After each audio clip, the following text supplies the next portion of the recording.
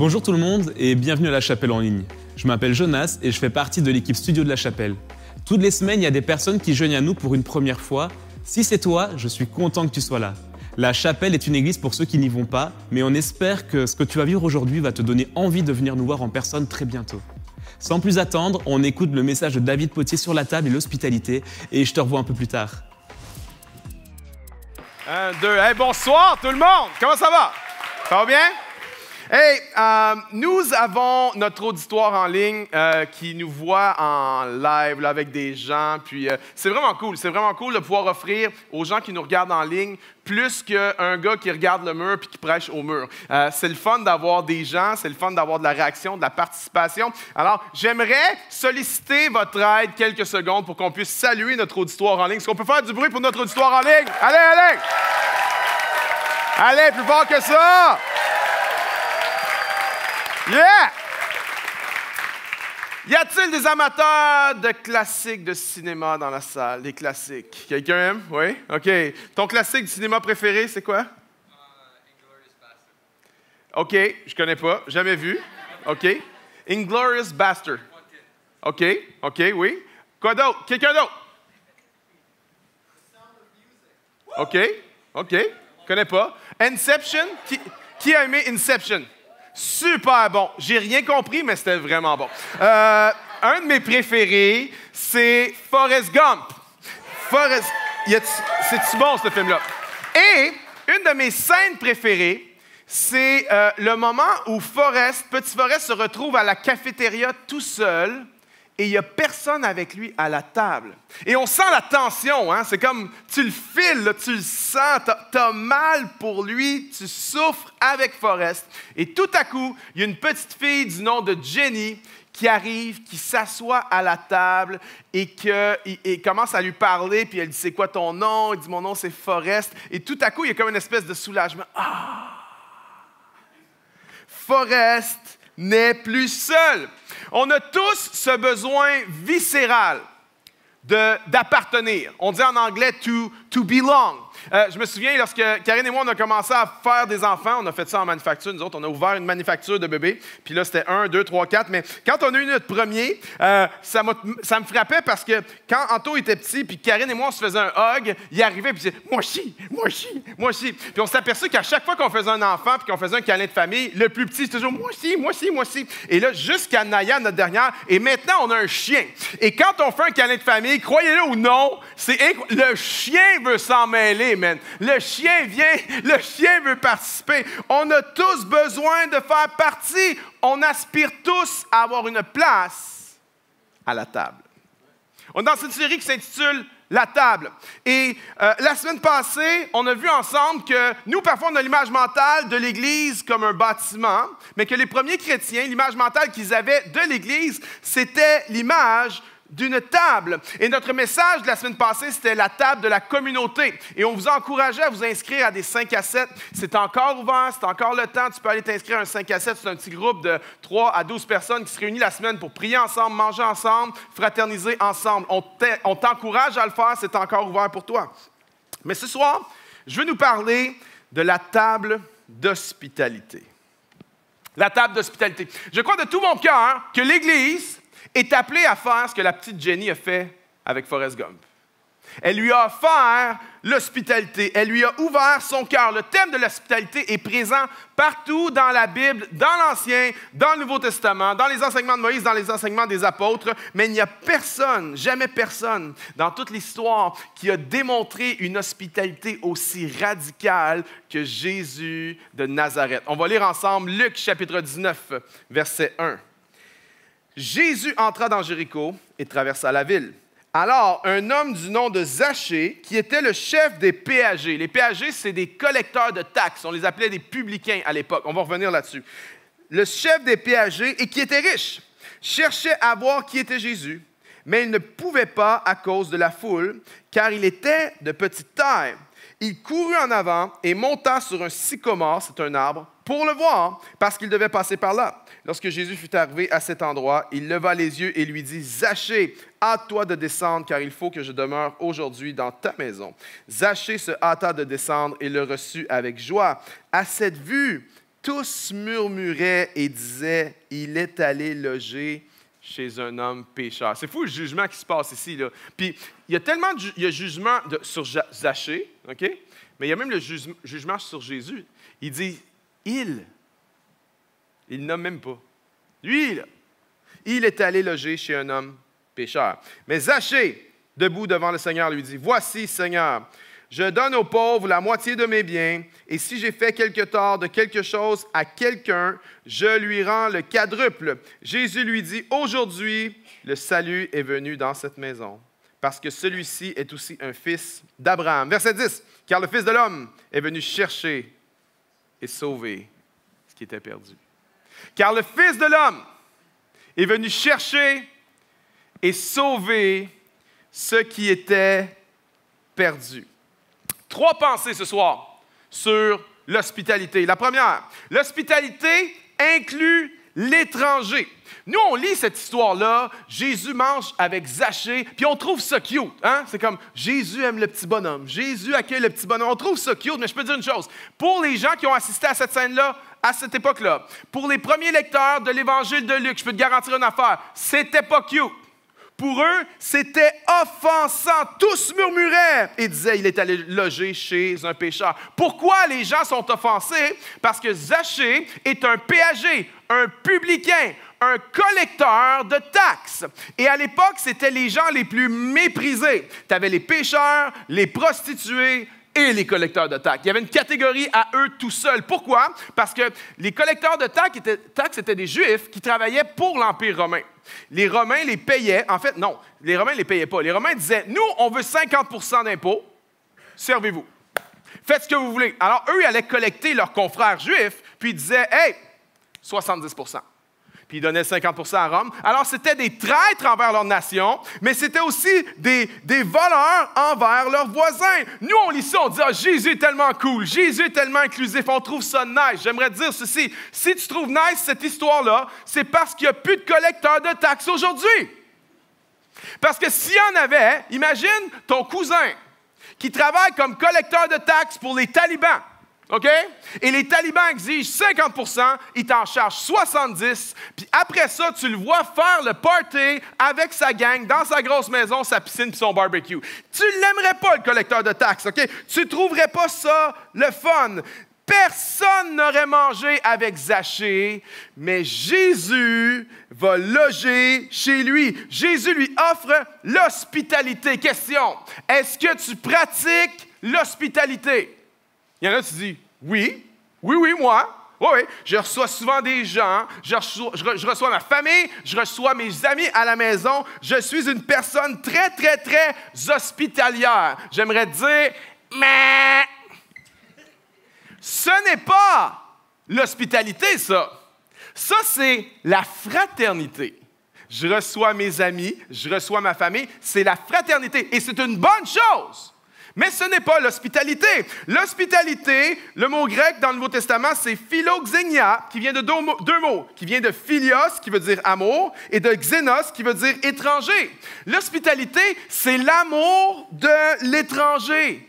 L'hospitalité, c'est d'ouvrir sa maison à quelqu'un qui ne nous ressemble pas. C'est l'amour de l'étranger. Il y en a qui vont dire, Tinder, c'est ça l'hospitalité, l'amour de l'étranger? Non, OK, vraiment pas, vraiment pas. Philios, c'est de l'amour non érotique, OK? Tinder n'est pas de l'hospitalité, c'est autre chose, c'est complètement autre chose. L'hospitalité, la philoxénia, c'est l'amour de l'étranger. Et avouons-le, on a un défi avec ça. Parce que les sociologues enseignent qu'en fait, lorsque les gens ne nous ressemblent pas, on n'a pas tendance à avoir d'affection pour eux. Ça ne vient pas naturellement. Par exemple, la guerre en Ukraine. Wow, man, on capote, OK? On capote. Mais pourquoi? Parce que c'est dangereux, il y a plein de raisons, mais aussi parce que c'est des gens occidentaux, c'est des Blancs, c'est des gens qui ont un style de vie comme nous. Alors, on entend parler de la guerre en Ukraine, wow! Mais quand on entend parler de guerre tribale en Afrique, ça nous dérange moins. On entend parler d'attentats à Paris, ça nous dérange. On entend parler d'attentats à Bombay en Inde, ça nous dérange moins. Pourquoi? Parce qu'on n'a pas tendance à avoir d'affection naturelle pour les gens qui ne nous ressemblent pas. Plus que ça, on a tendance à les juger. On juge ceux qui ne nous ressemblent pas. On juge tous. Tout le monde juge. On juge selon les gens s'habillent, la façon qu'ils parlent, la façon qu'ils mangent. On les juge selon leur apparence. On juge ceux qui prennent le vaccin. On juge ceux qui ne prennent pas le vaccin. Il y en a qui disent, moi, je ne juge pas. J'ai tellement envie de jugement dans ma vie. Le monde qui juge, je ne suis pas capable. J'aimerais te dire, toi aussi, tu juges. Tu juges celui qui juge. Tout le monde juge! Tout le monde juge! Et ce que ça fait, c'est qu'on a tendance à manger avec des gens qui nous ressemblent, des gens qui ont notre style, notre intérêt, notre culture, des gens qui sont comme nous. Mais l'hospitalité, c'est de manger avec des gens qui sont différents de nous. Est-ce que tu manges avec des gens différents de toi? L'hospitalité, c'est quoi? L'hospitalité, c'est des chrétiens qui mangent avec des non-chrétiens. Je peux t'entendre amen? L'hospitalité, c'est des blancs qui mangent avec des noirs. Je peux t'entendre amen? Des hispanophones qui mangent avec des arabes. Je peux t'entendre amen? Des jeunes qui mangent avec des vieux. Quelqu'un dit amen? Des artistes qui mangent avec des fonctionnaires du gouvernement fédéral. Quelqu'un dit amen? Des célibataires qui mangent avec des familles qui ont des enfants. Quelqu'un dit amen. Il y en a qui disent, ben là, des enfants, c'est pas mon truc. J'aimerais dire ceci. Si tu es célibataire et que tu as moins de 30 ans, pour des jeunes enfants, tu es comme un demi-dieu. OK? Fait que si jamais ton ego n'est pas fort une journée, va manger avec une famille qui a des enfants. Tu vois, tu vas filer comme Zeus à la fin de la journée. Ça va être extraordinaire. Des célibataires qui mangent avec des familles. Des gens à la fine pointe de la mode qui mangent avec des gens qui ne savent même pas qu'il y a une mode. Ça, c'est moi. OK? Je ne suis pas au courant de la mode. Des végétariens qui mangent avec des gens qui aiment la viande. Amen. Moi, j'ai des amis végétariens, OK? Dieu les bénisse. Mais j'ai une philosophie sur les légumes qui est un peu particulière. Voici ma philosophie sur les légumes. Le bœuf mange les légumes. Je mange le bœuf. Je mange des légumes. Bon, il y en a, tu dis... Assassin de la planète, arrête avec tes jokes plates. Je le sais, dans 20 ans, on va tous manger des insectes de toute façon. OK.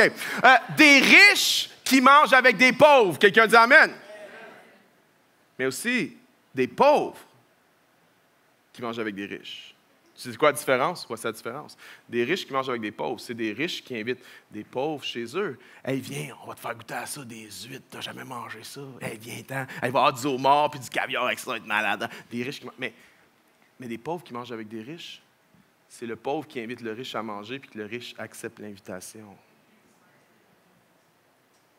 Des gens, c'était vraiment bon, des gens de la gauche qui mangent avec des gens de la droite. Tu peux t'entendre? Amen.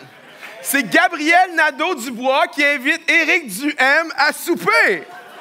Parce que c'est à ça que l'Église doit ressembler. L'Église est appelée à pourvoir, à exercer l'hospitalité, à manger avec des gens qui ne nous ressemblent pas, parce que c'est ça que Jésus faisait. Moi, j'ai un rêve pour notre Église, j'ai un rêve pour la chapelle. Ce n'est pas d'être une grande Église. L'Église aura la taille que Dieu voudra. C'est pas mon but qu'elle soit grande. C'est pas mon but qu'elle soit connue. C'est pas mon but qu'elle soit influente. J'ai un rêve pour l'Église, c'est qu'on soit une Église où tout le monde a sa place à la table. Que peu importe d'où tu viens, peu importe ton passé, peu importe tes erreurs, qu'il y ait une place à la table pour toi.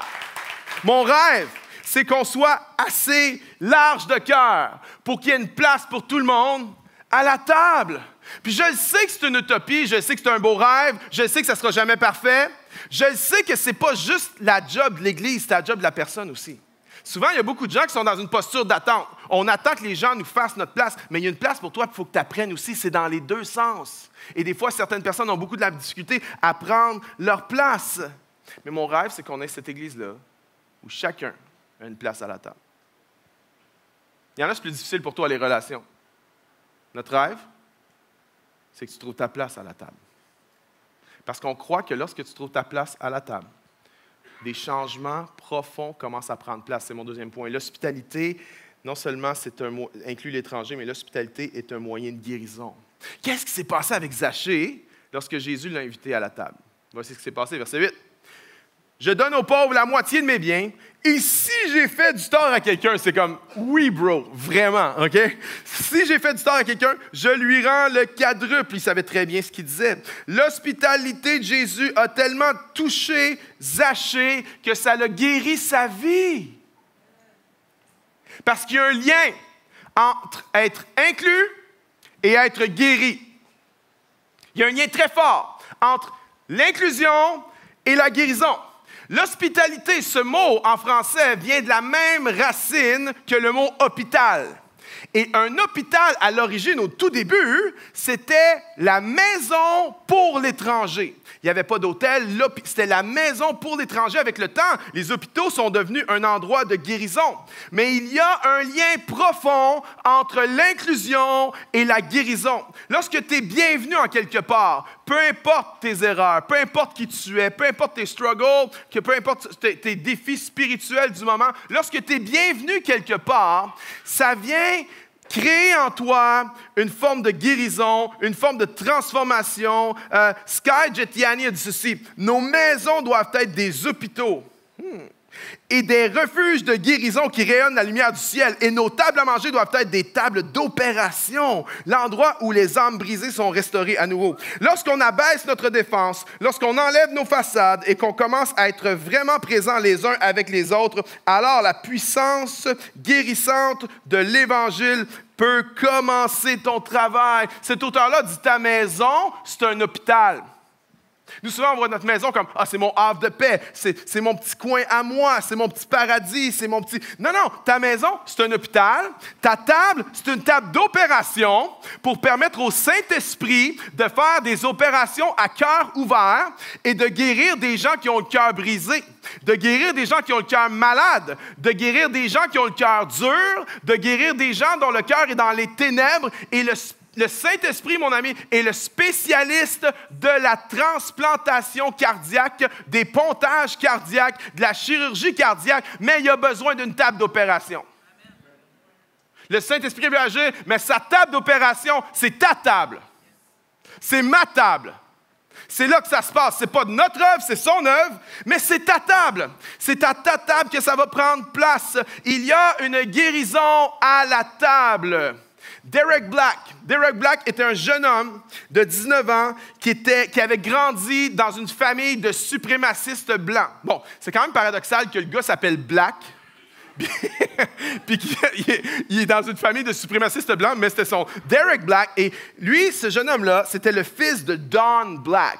Don Black, c'est un suprémaciste blanc notoire. Il était le fondateur du plus grand site web suprémaciste blanc dans le monde. Et non seulement son père, c'était ce gars-là, mais son beau-père, parce que sa mère s'était remariée avec un autre homme, son beau-père, c'était David Dukes. Et David Dukes a été le grand sorcier du Ku Klux Klan, okay, le KKK.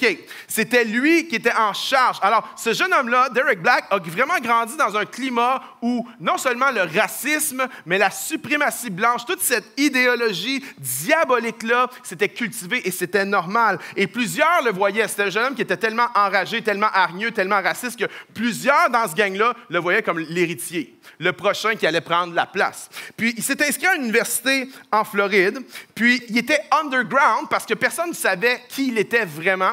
Et le soir, il sortait de son dortoir, puis il allait enregistrer des émissions de radio clandestines, des émissions de radio suprémacistes blancs. Et personne ne savait c'était qui cette voix-là. Et un jour, il y a une étudiante de son université qui a fait des recherches sur le terrorisme et elle a découvert des liens quelque part avec lui. Et on a découvert que c'était lui qui faisait les émissions de radio suprémacistes. Et elle a posté sur un média, je ne sais pas c'était lequel, je ne sais pas si c'était Facebook, une autre plateforme. Elle a posté « Derek Black, suprémaciste blanc, animateur radio, est un nouvel étudiant dans notre université. » Elle a posté ça.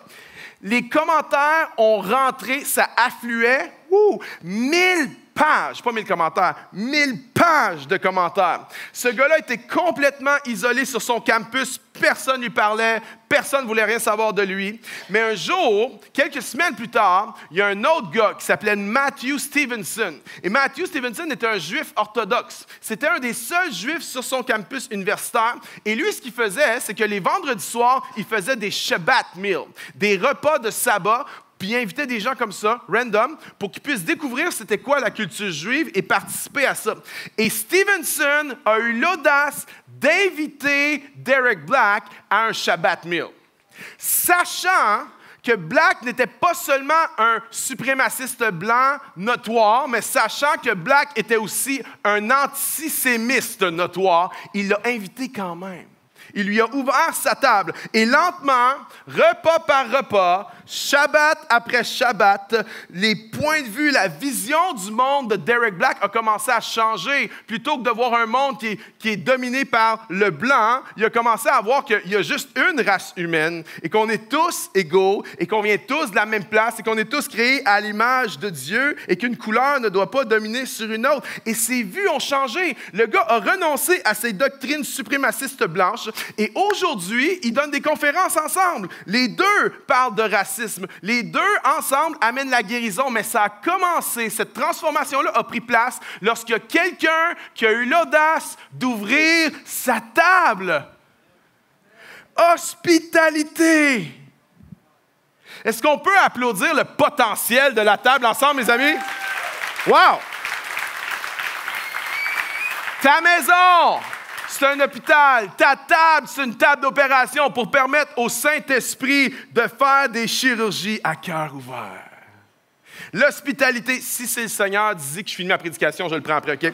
L'hospitalité inclut l'étranger. L'hospitalité est un moyen de guérison. Et 3, l'hospitalité est un moyen d'évangélisation pour présenter la bonne nouvelle. Le texte termine en disant « Car le Fils de l'homme est venu chercher et sauver. » Car le Fils de l'homme est venu. Car le Fils de l'homme est venu. Combien sont reconnaissants que le Fils de l'homme est venu? Combien sont reconnaissants que le Fils de l'homme est venu nous chercher, nous? Le Fils de l'homme est venu. Et Tim Chester a écrit un livre qui s'appelle « A Meal with Jesus ». Et lui, il dit dans ce livre-là qu'en fait, cette phrase, « Le Fils de l'homme est venu », on la retrouve 2 fois dans l'Évangile de Luc. Une fois dans le texte qu'on vient de lire, Luc chapitre 19, et une autre fois dans Luc chapitre 7. Et la première fois, dans Luc 19, selon Chester, en fait, c'est en train de décrire la mission de Jésus. On va le lire ensemble. Luc 19, « Le Fils de l'homme est venu chercher et sauver ceux qui étaient perdus. » Ça, c'est sa mission. Il est après les gens perdus. Il est après les âmes perdues. La mission de Jésus, c'est de venir chercher et sauver. Mais regardez l'autre endroit où le Fils de l'homme est venu et mentionné, c'est dans Luc 7, 34. Le Fils de l'homme est venu mangeant et buvant. La première fait référence à la mission de Jésus. La deuxième fait référence à la méthode de Jésus. Voici la méthode d'évangélisation de Jésus. Manger puis boire. C'est pas pire, ça? Il y en a qui disent, je ne suis pas capable de pratiquer les disciplines spirituelles. Manger et boire, tu es capable de faire ça? C'est la méthode de Jésus. C'est comme ça que Jésus amenait des gens hostiles à lui, hostiles à son enseignement. C'est comme ça qu'il les amenait dans son royaume. Aujourd'hui, on vit dans un monde post-chrétien. On vit dans un monde où il faut repenser l'évangélisation. Il y a des méthodes d'évangélisation traditionnelles. Quand je dis évangélisation, il y en a, le poil te dresse sur les bras parce que tu as une image mentale de peut-être des gens qui cognent de porte en porte ou des gens qui donnent des traités dans la rue que tu ne veux pas. De toute façon, si tu donnes des traités, je ne suis pas contre ça, mais les gens ne veulent pas te traiter de n'importe quoi. Fait qu'imagine un traité qui parle de Jésus. Ils ne veulent même pas une bonne affaire. Un traité, les gens n'en veulent pas. Alors, un traité qui parle de Jésus, ils en veulent encore moins. Mais il faut repenser nos méthodes. C'est pas les traités, c'est pas le porte-à-porte, c'est pas le gars au coin de la rue avec l'espèce de mégaphone, puis Jésus, Jésus, Jésus, en 316 de Jésus, tu comprends rien. Non. Il faut repenser l'évangélisation. Il y a de l'évangélisation pour ceux qui sont loin du royaume, puis il y a de l'évangélisation pour ceux qui sont proches du royaume. Ceux qui sont proches, c'est qui? C'est peut-être toi qui es ici ce soir, puis qui n'est pas encore chrétien, qui n'est pas encore croyant, qui ne connaît pas le Seigneur. J'aimerais dire que tu es proche. Sais-tu pourquoi? Tu ne serais pas ici. À moins d'avoir rencontré vraiment une belle fille, puis que tu veux gagner des points, tu ne serais pas ici ce soir. Tu es plus proche du royaume de Dieu que tu le penses. Tu es proche du royaume, puis c'est une bonne affaire. On prend la parole, on prêche ce soir, puis c'est bon, puis c'est une bonne chose, c'est une bonne méthode. Mais il y a des gens qui sont loin. Les gens qui sont loin, c'est des gens qui jamais en 100 ans vont mettre les pieds dans l'Église. Ils ne sont pas rendus là, ils ne veulent rien savoir de ça, ils sont allergiques à ça. Pour le moment, ils ne sont pas ouverts. Peut-être que tu vas finir par les inviter à un concert de Noël ou à Pâques ou à quelque chose, mais pour le moment, ils sont allergiques à ça. Comment on va faire pour rejoindre les gens qui sont loin? Les gens qui sont loin, j'aimerais te proposer que la façon de les rejoindre, c'est la méthode de Jésus. Manger et boire. Tu ouvres ta maison, tu prépares ta table, tu ouvres une bonne bouteille de vin, puis tu partages sur la vie, sur le sens de la vie, tu partages sur eux, tu ouvres ton cœur. C'est ça que Jésus a fait avec Zachée. Puis c'est quoi le résultat? Transformation, guérison. C'est extraordinaire. Qu'est-ce qui se passerait si nous, les croyants, on commençait à pratiquer l'hospitalité? Qu'est-ce qui pourrait se passer si on ouvrait nos tables? Les premiers chrétiens ont répandu l'Évangile à une vitesse grand V. Ça ne s'explique même pas. Après la résurrection de Jésus, il y a 120 chrétiens environ. Et on se retrouve environ 300 ans plus tard avec la moitié de l'Empire romain qui est chrétien. À un point tel que beaucoup d'historiens pensent que la conversion de Constantin au christianisme, en fait, c'était un geste politique parce que la majorité des gens étaient devenus chrétiennes. Alors, c'était un avantage politique de devenir chrétien à l'époque parce que la majorité était rendue chrétienne. C'est juste pour vous dire à quel point ça s'est répandu à une vitesse hallucinante. Mais comment ça se fait? Qu'est-ce qui explique ça? Il n'y avait pas de bâtiment, il n'y avait pas d'Internet, il n'y avait pas de YouTube, il n'y avait même pas de compte Instagram. Voici la réponse. Comment? Un repas à la fois, une table à la fois, une personne à la fois. Ta table n'est pas un endroit pour te réfugier avec tes amis. Ta table, c'est un outil pour changer le monde. Anne Hirsch a dit ceci: si chaque famille chrétienne dans le monde offrait une bonne hospitalité conversationnelle autour d'une table une fois par semaine avec leurs voisins, nous mangerions notre chemin dans le royaume de Dieu. Et j'aime ça, moi. Tu bouffes, puis le royaume de Dieu vient sur la terre. Tu as juste à faire manger puis boire. Mais c'est pas extraordinaire, ça? Hein? Des bonnes pâtes italiennes, un bon petit vin pas trop cher, puis on mange notre chemin dans le royaume de Dieu. We would eat our way into the kingdom of God. C'est peut-être la plus grande opportunité de notre génération pour l'Église. On vit à une époque où on se torture, on se demande c'est quoi, what's next? What's next, l'Église? C'est sûr, ça ne marche plus comme avant. C'est quoi qu'il faut faire? Qu'est-ce qu'il faut faire pour rejoindre les gens qui sont loin de Dieu? Puis ça se pourrait-tu qu'on soit assis sur la mine d'or en se demandant est où? La mine d'or, c'est peut-être ta table. C'est d'ouvrir ta table à quelqu'un qui ne connaît pas Jésus, de l'inviter dans ton intimité, de l'inviter dans ta maison et de partager la vie avec lui parce qu'il n'y a aucun endroit qui est plus efficace qu'une table pour se connaître, pour dialoguer, pour être en désaccord dans le respect et pour partager la bonne nouvelle de Jésus. Qu'est-ce qui pourrait se passer si chacun d'entre nous, on commençait à pratiquer l'hospitalité? Maintenant, je suis au courant que c'est tough faire ça. Il y a beaucoup d'objections à ça. Il y en a en ce moment, tu es en train de faire la liste des raisons pourquoi tu ne peux pas faire ça. J'aimerais te proposer que l'hospitalité est une discipline spirituelle comme les autres disciplines spirituelles. Si tu crois que c'est important la prière pour la vie spirituelle, si tu crois que la lecture de la parole de Dieu, c'est important pour la vie spirituelle, si tu crois que d'aller à l'église, d'être dans un 5 à 7, un petit groupe, c'est important pour la vie spirituelle, j'aimerais te dire, l'hospitalité fait partie des pratiques qui sont importantes pour nos vies spirituelles. Mais on a toutes sortes d'excuses. Voici 2 obstacles qui nous empêchent de la pratiquer d'une façon significative. La première, c'est la pression de la performance. Si je te dis hospitalité, tu penses quoi? C'est quoi l'image mentale que tu as en tête? Probablement que pour plusieurs d'entre nous, si je dis hospitalité, tu penses à quelque chose que tu as vu sur Instagram.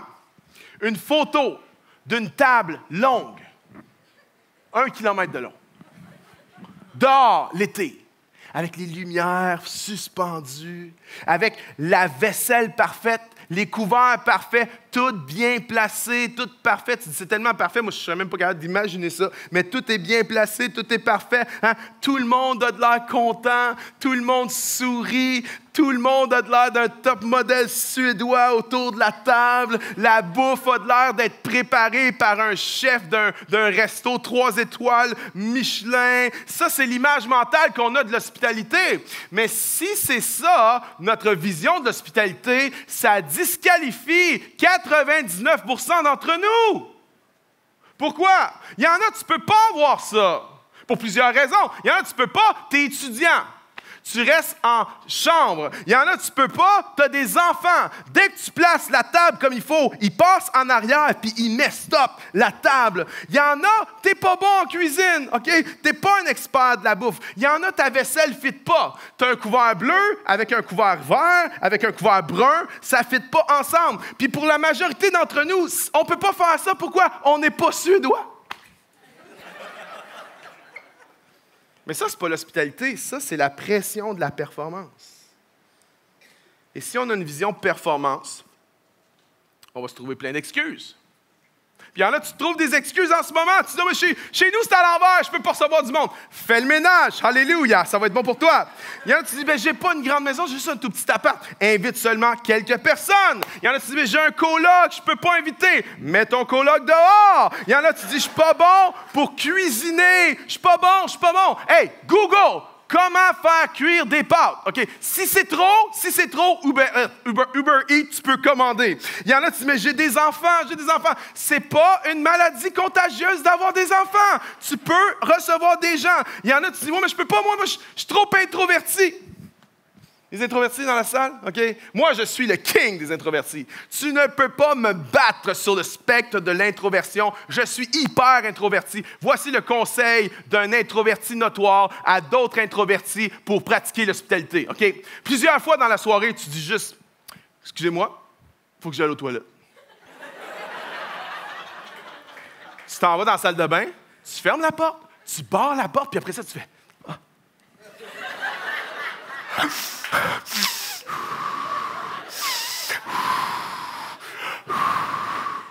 Calme-toi. OK. Hey, c'est le fun de vous voir tout le monde! OK? Conseil d'introverti pour pratiquer l'hospitalité. Il n'y a pas d'excuses. L'hospitalité n'est pas à propos de la performance. L'hospitalité, c'est à propos d'ouvrir nos vies. Puis si ton hospitalité est réduite à une photo Instagram, laisse-moi te dire quelque chose. Tu vas pouvoir impressionner les gens une fois. Une fois. Ils vont y aller, ils vont dire, c'était fou, mon gars, la table, c'est... Une fois, mais pas deux. Tu sais pourquoi? Parce que la deuxième fois, ils vont la comparer à la première fois. Puis peut-être que tu ne pourrais même pas être à la hauteur de la première fois. En fait, l'hospitalité, c'est pas ça. L'hospitalité, c'est d'ouvrir nos vies, c'est d'ouvrir nos cœurs. C'est d'inviter quelqu'un dans nos vies à partager ce qu'on est. Hey! Il me semble que je te vois hier dire, hey, j'ai fait du dinner craft, là. C'est le mien le meilleur. Je te vois dire ça. Je te vois dire, j'ai fait du dinner craft. Je te vois dire que ton dinner craft, c'est le meilleur. Puis d'inviter quelqu'un à manger ton dinner craft. Mais c'est ça, l'hospitalité. Puis il y en a, tu dis, même le dinner craft, c'est trop pour moi. Je ne veux pas me faire juger sur la qualité de mon dinner craft. C'est pas grave. Va chercher une pizza sur le Domino's, OK? Puis si la pizza n'est pas bonne, blâme Domino's. C'est pas de ta faute. Il y en a, je peux pas, j'ai même pas d'appart. Je vis chez mes parents. Invite quelqu'un au restaurant, puis paye la facture. Hospitalité. C'est pas une performance. Voici le deuxième obstacle. Le manque de temps. On en manque-tu de temps, hein? Mais l'hospitalité va nous coûter du temps. L'hospitalité va nous demander de ralentir. C'est vrai qu'on est occupé, c'est vrai.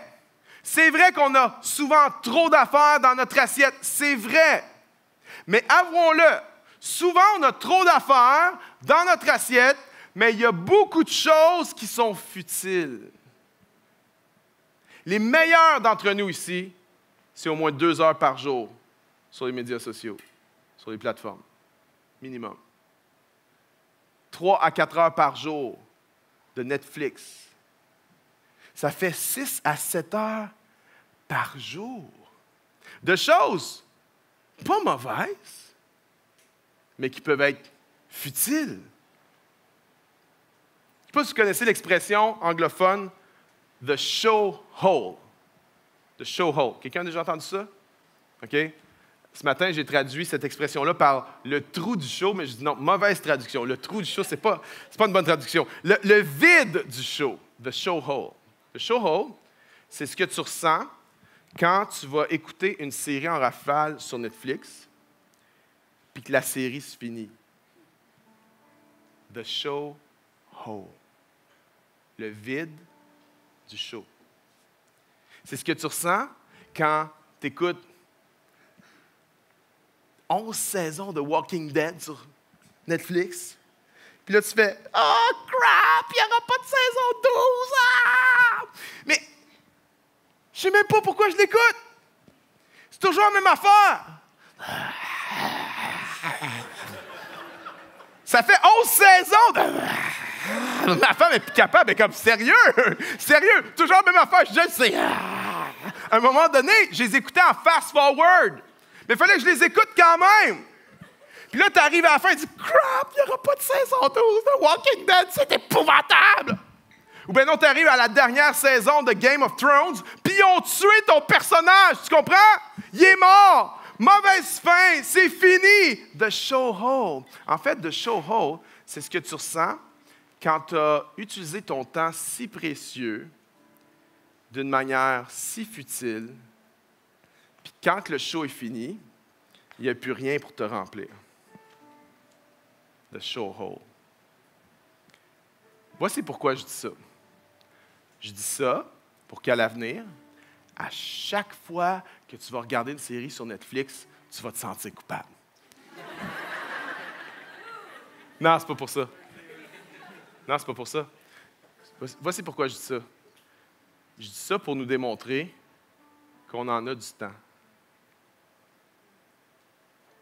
Puis notre discours aujourd'hui, c'est « Je suis trop occupé, il faut que j'en fasse moins ». C'est vrai, ça. Mais pour la majorité d'entre nous, on peut être vrai et honnête envers nous-mêmes un instant? On a tellement de misère avec ça. Tellement de misère à être honnête envers nous. L'authenticité, c'est une grosse valeur de notre génération. Mais l'authenticité envers soi, je te dis qu'on a de la misère. On se dit souvent « j'en ai trop », puis c'est vrai. Mais dans notre génération, on est prêt à enlever les choses importantes ou les choses suprêmement importantes parce qu'on veut garder des choses futiles. Puis c'est pas que Netflix, c'est mal. Mais si j'ai géré ma semaine à la gloire de Dieu, puis je n'ai pas été esclave de la machine, des médias sociaux ou de Netflix, je n'ai pas été esclave, puis que j'ai géré mon temps à la gloire de Dieu cette semaine, dans mon travail, dans les choses importantes, dans les choses suprêmement importantes, quand arrive la fin de la semaine, puis que je m'assois pour regarder Netflix pour 2-3 heures, bien, ça devient, je regarde Netflix pour la gloire de Dieu. Parce que je ne suis pas esclave de ça. Mais avouons-le, souvent on est brûlé, là.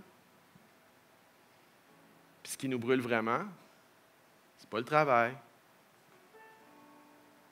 C'est pas l'Église. C'est la machine. Puis ça nous tombe sur le système nerveux solide. Je crois que si on veut rentrer dans notre appel, dans notre destinée en tant qu'Église, en tant qu'individu, il faut qu'on reprenne le pouvoir sur la machine. Qu'on se rebelle contre la machine un petit peu. Place ta rébellion en bonne place. Mais pas ta rébellion contre Dieu. Mais pas ta rébellion contre les autorités. Mets ta rébellion contre la machine, puis l'esclavage.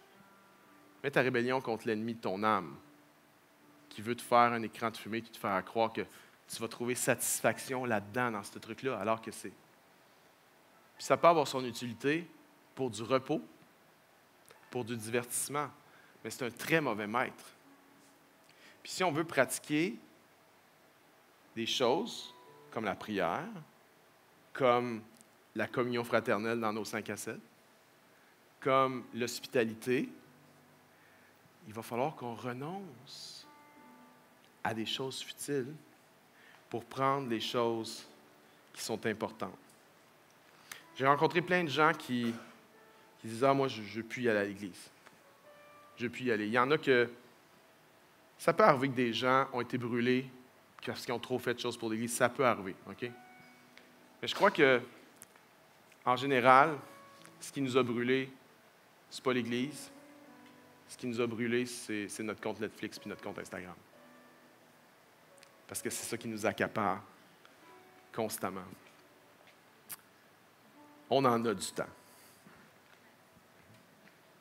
Et pratiquer l'hospitalité, non seulement va changer le monde, mais va nous forcer à repenser à nos priorités. J'ai pratiqué l'hospitalité cette semaine, puis je vous le dis, en tant qu'introverti, j'ai pas le goût. Mais une fois que je mets le pied dedans, une fois que je me lance, une fois, quand la soirée a fini, j'étais super fatigué, mais j'étais tellement béni. Jésus a dit un jour à un pharisien, « Si tu veux être heureux, invite des gens qui sont différents de toi à ta table. Puis tu vas être heureux. » On est appelé à ça, à pratiquer l'hospitalité, l'amour de l'étranger.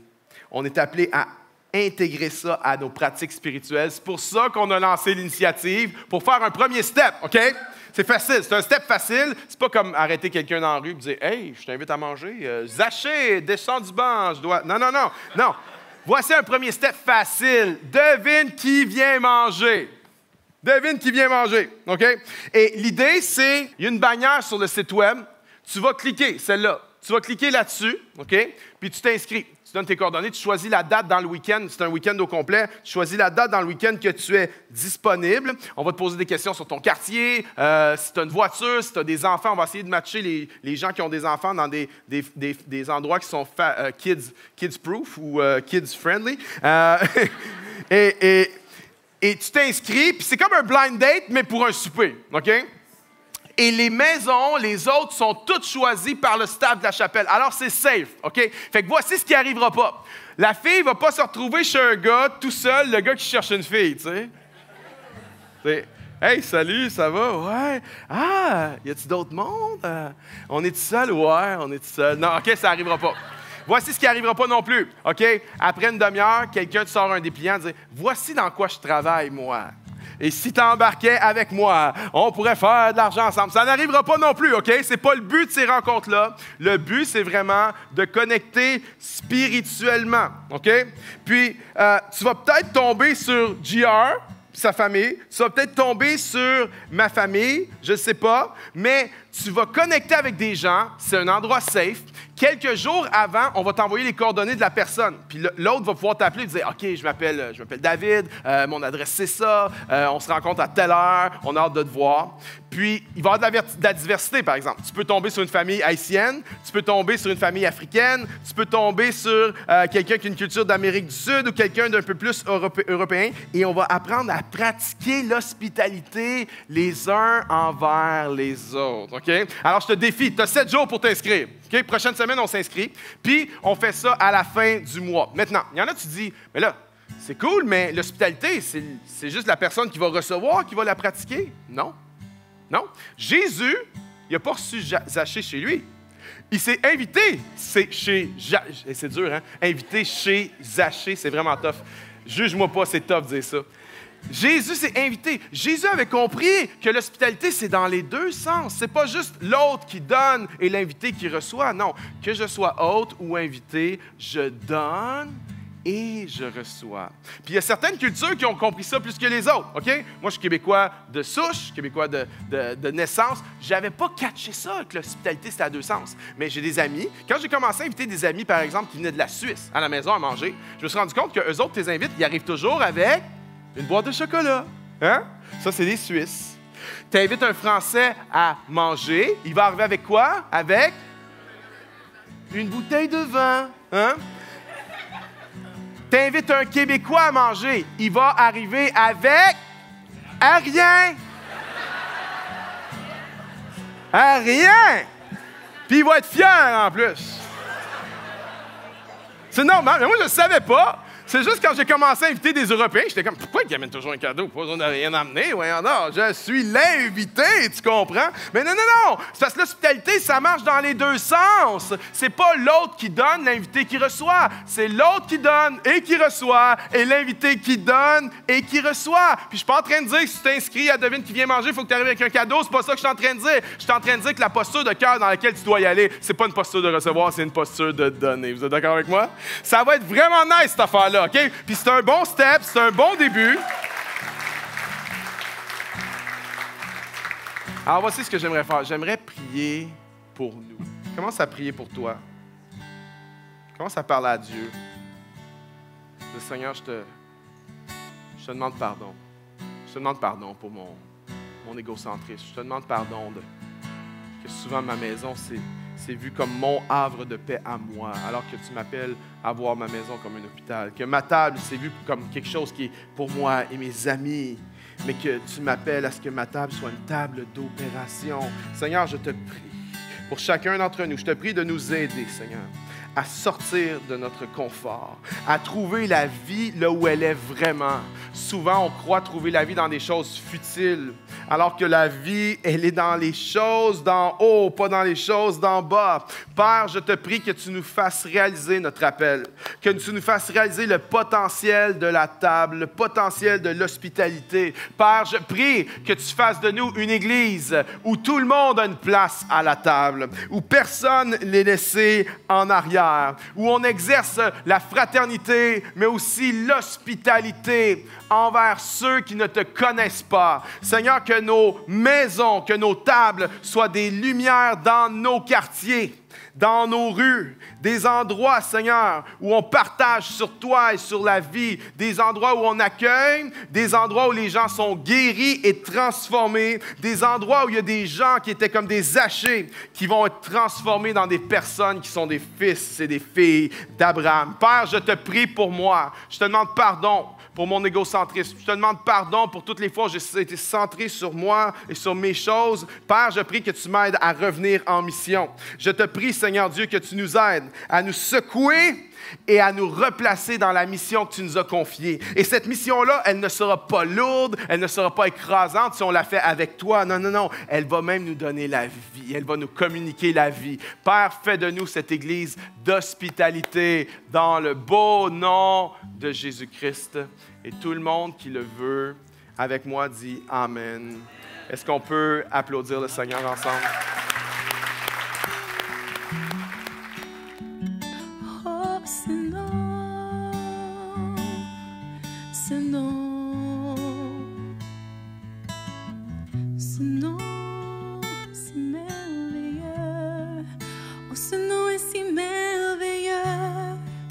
Ce nom est si merveilleux, le nom de Jésus-Christ, mon roi.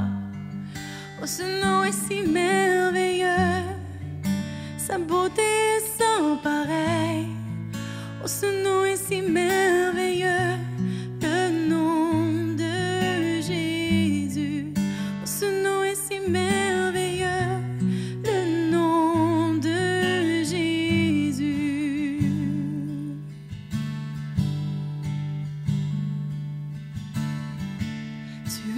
Là de la création, Fils unique du Dieu très haut,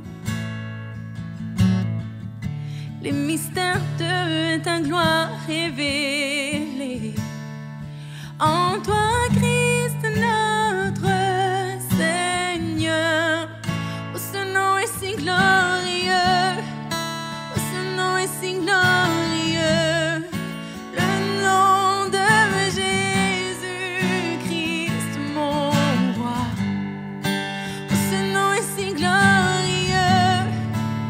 Sa beauté sans pareil, ce nom est si glorieux.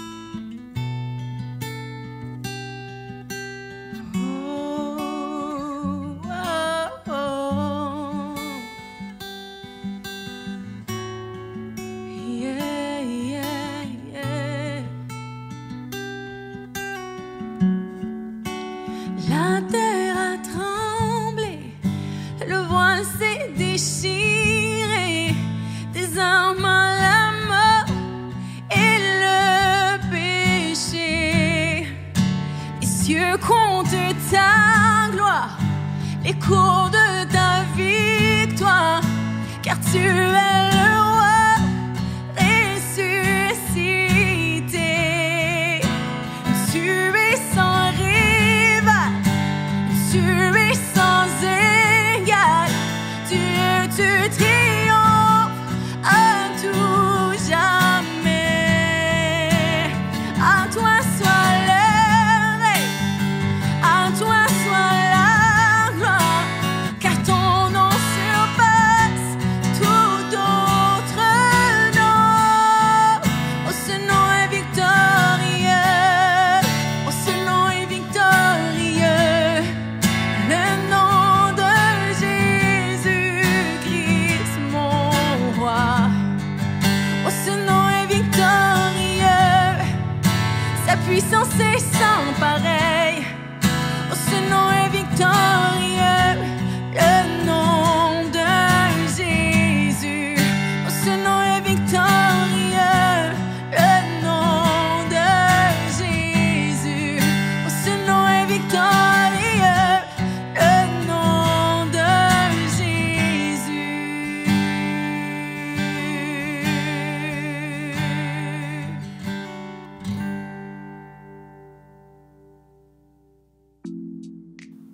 Pasteur David nous a lancé tout un défi pour vivre l'hospitalité. Si tu es à Montréal, j'espère vraiment que tu vas t'inscrire à Devine qui vient manger pour vivre un moment en communauté comme peut-être tu n'en as jamais vu. Et si tu es d'ailleurs, je te mets au défi d'inviter tes voisins ou des personnes que tu connais moins de ta chapelle locale à un repas chez toi.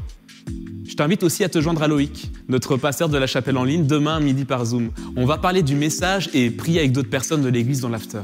Finalement, je ne sais pas si tu réalises que tout ce qu'on fait, que ce soit nos dimanches en ligne ou en personne, nos activités en semaine ou notre appui à J'aime ma ville, tout ça, c'est possible grâce à ceux et celles qui donnent généreusement semaine après semaine. Si tu fais partie de ces gens-là, vraiment, merci. Et si toi aussi, tu as envie de nous aider, tu as juste à aller sur notre site web ou notre application mobile.